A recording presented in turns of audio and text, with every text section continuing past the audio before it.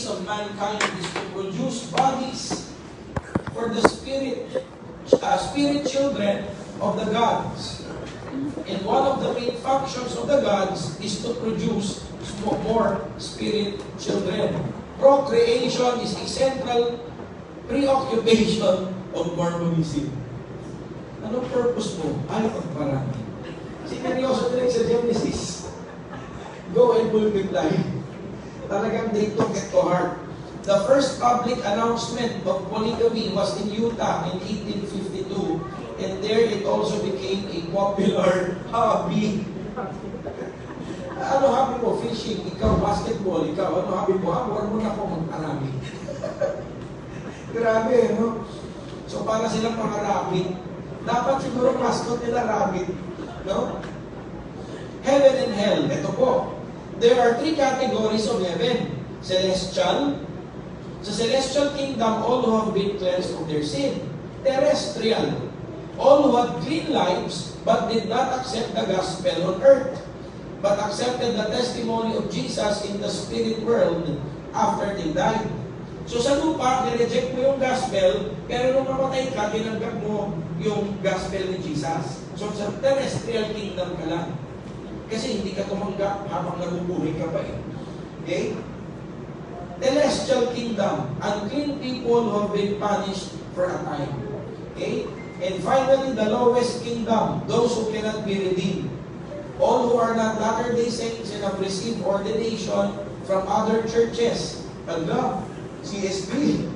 Ang CSP dito tayo sa lowest kingdom. Okay? They will be damned and sent to hell unless they repent of their impious deeds. Okay? So, ayan, tandaan nyo, celestial, terrestrial, and celestial. Uy, tapos na. Last time na pala yun. Wala na, no? Wala na. Wala na dyan? Okay. Grabe, nagulong din ako.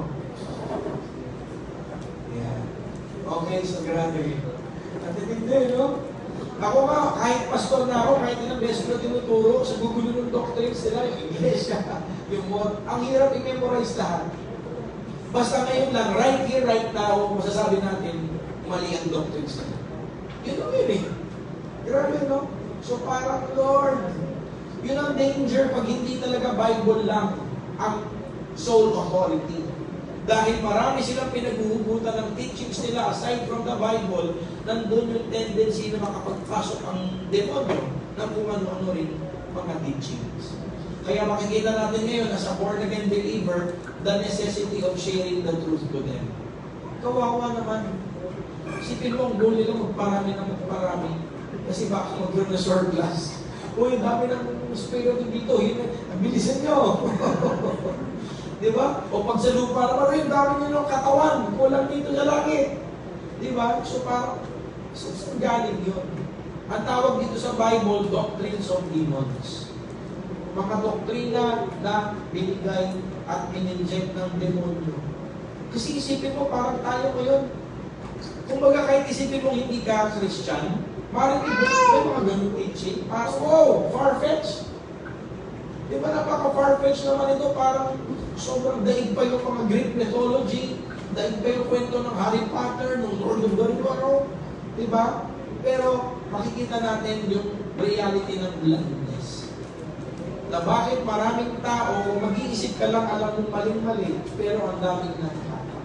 So we must preach the gospel. We must share the truth. Kasi ang daming deceit.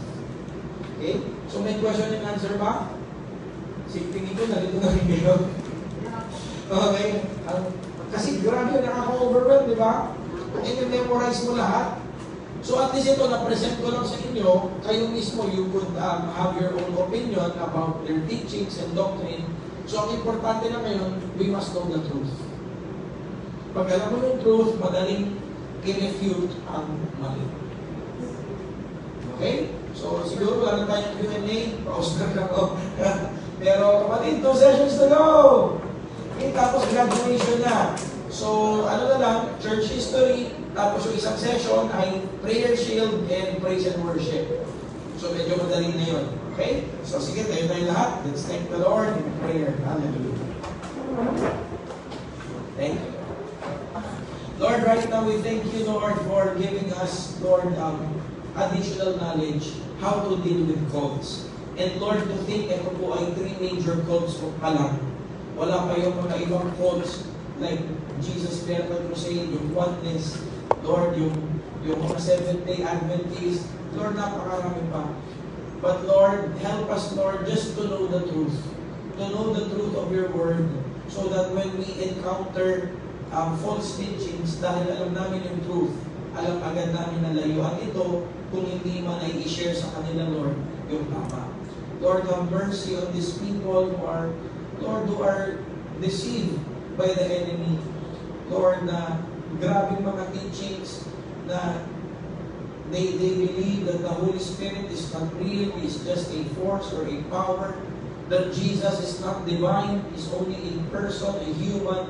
Lord, oh God, have mercy on them. And we pray, Lord, na, Lord, palayain mo ang mga tao ito. And somehow, Lord, send people to them. Send people who know the truth. Send people who know the authentic gospel. So that, Lord, marinig din nila kung ano yung tama. And Father, kami naman, when we encounter such people, may grant us, Lord, not just truth, but also the anointing and the power. So that when we share the gospel to them, Lord, the